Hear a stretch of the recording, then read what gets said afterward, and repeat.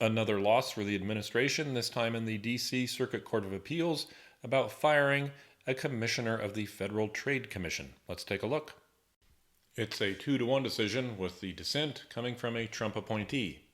Here's what the court has to say. President Trump fired Federal Trade Commissioner Rebecca Slaughter without cause.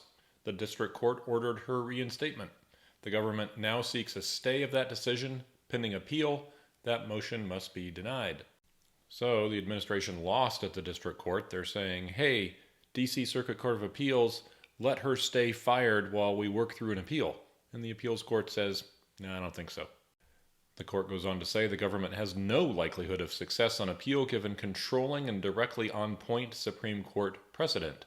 90 years ago, a unanimous Supreme Court held the constitutionality of the Federal Trade Commission Act's for-cause removal protection for federal trade commissioners. That's called Humphrey's Executor, and you might hear more about that case.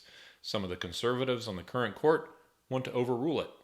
Circuit courts of appeal and district courts, though, are not free to assume that a case might be overruled. They are bound by that precedent from 90 years ago.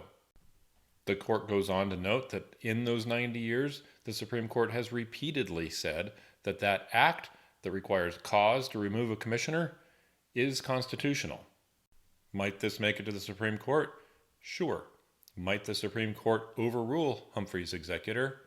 Absolutely. But as for now, they haven't, and this is the only correct decision.